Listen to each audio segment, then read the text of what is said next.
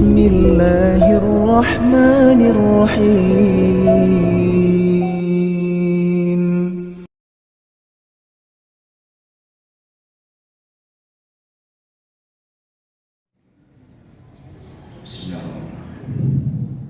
Assalamualaikum warahmatullahi wabarakatuh.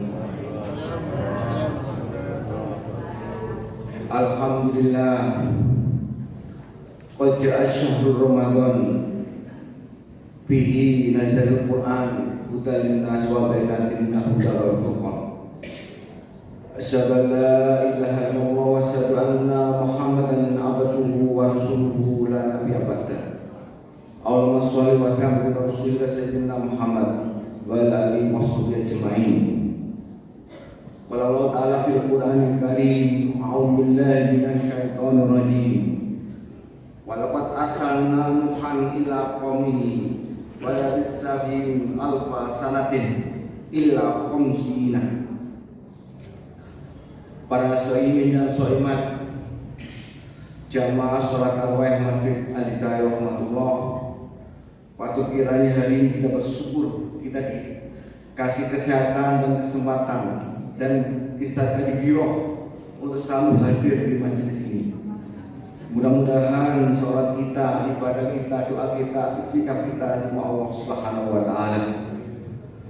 Shalawat dan salam maka kita sampaikan pada junjungan kita Nabi Muhammad sallallahu alaihi wasallam, para sahabatnya, keluarganya, tabi'in, dan insya Allah pada kita semua yang selalu ingin menuju sunnah-sunnahnya. Para jamaah sekalian, insya Allah kita sudah hari ke 11 ya. Kalau hari 11 secara zuhir itu sudah kita masuk babak perempat final. Seharusnya kita harus semakin banyak jamaahnya, karena pada akhirnya kita berfina nanti di akhir Ramadan ini, bukan semakin maju. Karena akan mendekati akhir Ramadan itu Rasulullah semakin mengecangkan ikat pinggangnya. Para jemaah sekalian, pada tema kali ini saya ngasih tema Power of Ramadan. Sebelum saya explain di sini apa itu Power of Ramadan, para jemaah sekalian, tentu Allah memberikan suatu perintah di dalam bulan Ramadan itu ada hal yang dibalik itu yang maha dahsyat. Di dalam secara iblis bisa kita ambil petik, dengan adanya Ramadan itu Allah menjadikan kita seperti umat-umat yang dahulu dengan nilai pahalanya. Karena umur kita umat Rasulullah itu antara 60 sampai 70 dan sedikit dan banyak dari itu. Kalau umat-umat yang lain ratusan. Contoh di sini dari surat Al-Ankabut tadi saya baca ayat 14. Walaqad arsalna Nuhan ila qaumihi wala bisnafihim. Sesungguhnya saya utus Nuh kepada kaumnya. Kemudian dia tinggal bersamanya 1000 kurang 50. Berarti berapa? 90. Itu umat-umat yang dulu. Nabi Adam ratusan. Kalau dengan semua perjalanan sudah itu ada sepeda besar.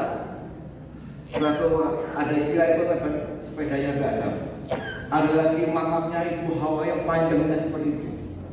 Dan suku-suku yang di Berbakala yang ditemukan itu misalnya kaum Madian dan sebagainya, itu semuanya besar-besar. Jadi kalau angka Rasulullah itu sampai 60 sampai 70, mungkin ada yang sedikit lebih dari itu. Itu diharapkan dengan adanya Ramadan ini pahalanya itu seperti umat-umat yang dahulu. Kami mencatat ada 15, mudah-mudahan ini sampai waktunya. Power of Ramadan itu dasarnya Ramadan. Kalau pada Kamis kemarin di kuliah subuh saya manfaat sujud dan manfaat puasa. Hari ini saya kenalkan adalah power of Ramadan. Ada 15 beda jamaah. Yang pertama, bulan Ramadan itu bulan diwajibkan berpuasa sebulan dulu. Kalau Rasulullah itu puasa sunnah yang hampir 1 bulan, itu Sya'ban. Makanya Rasulullah itu kalau menjelang Ramadan itu baik gembiranya, marhaban ya Ramadan. Bukan ahlan wasalan Ramadan, ini beda istilah. Kalau marhaban ya Ramadan itu artinya lapanganlah, bergembiralah, kita ketemu bulan Ramadan. Makanya Rasulullah itu kalau mau ketemu Ramadan itu tidak puasa Sya'ban sampai bulan. Tapi diwajibkan puasa ini di bulan Ramadan penuh ini, di bulan-bulan lain tidak. Yang kedua, bulan diturunkan kitab suci Al-Quran. Yang ketiga, penghulu segala bulan. Di antara 12 bulan itu, penghulunya adalah Ramadan. Keempat, terdapat malam Lailatul Qadar. Ini juga meningkatkan nilai pahala kita. Kalau kita dapat Lailatul Qadar berarti 1000 bulan. Tinggal menghitung dengan dibagi 12 berapa. Nah, 84 tahun. Ini adalah dimungkinkan juga supaya amal kita seperti umat-umat yang dahulu. Kemudian yang kelima, diampuni dosa-dosa yang lalu. Mungkin sudah semuanya khawatir sering mengungkapkan man soma, man koma, Ramadan, iman, dan sebagainya. Kemudian yang keenam, itu surga dibuka, neraka ditutup, dan setan terbunuh. Di bulan-bulan lain tidak.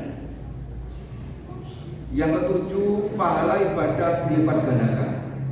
Sunnah pahalanya asal dengan wajib dilipat gandakan. Kemudian 8, puasa Ramadan adalah rukun Islam. 9, bulan terkabulnya doa.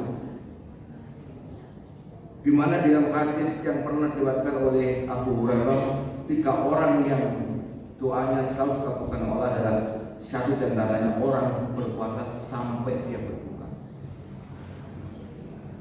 Ke-10, penggugur dosa selama dia menjauh dosa besar.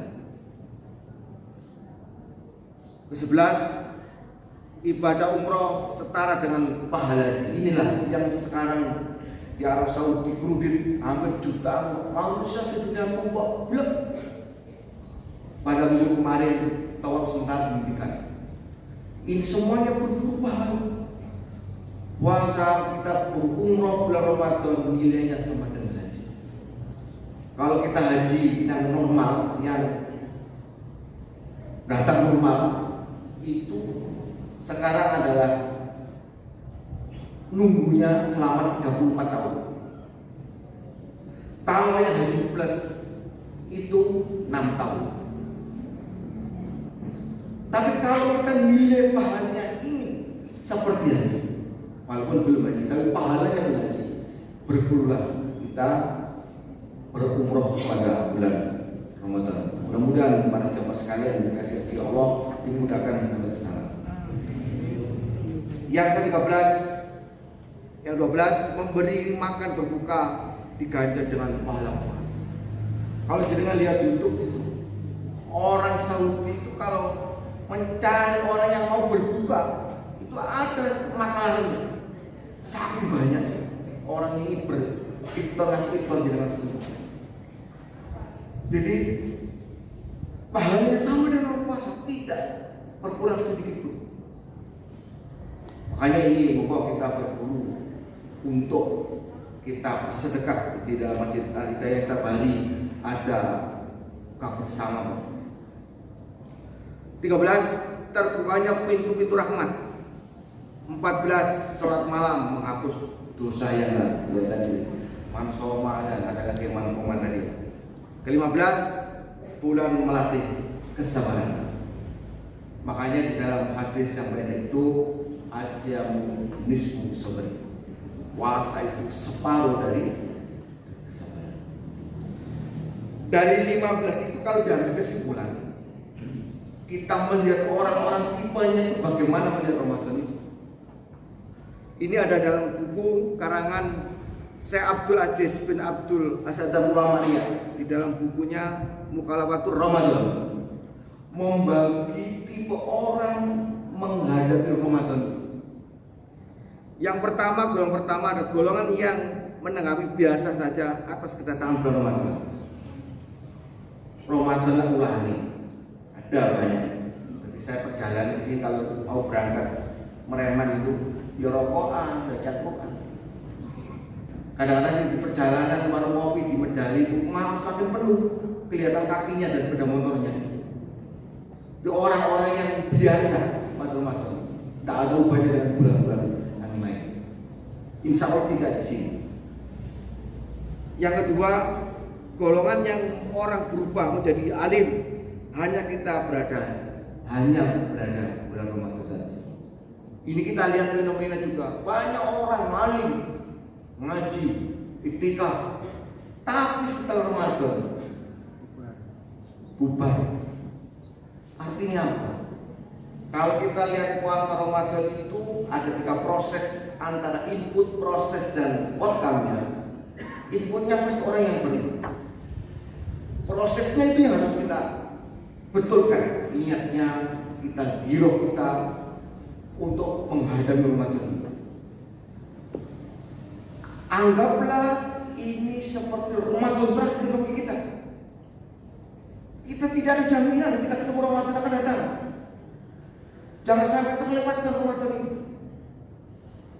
Makanya saya pernah ngasih contoh di dalam bukunya The Chain, karangan Profesor Rainal Asali itu, bagaimana orang berbuat ingin sebaik-baiknya itu yang mencontohkan Michael Jordan.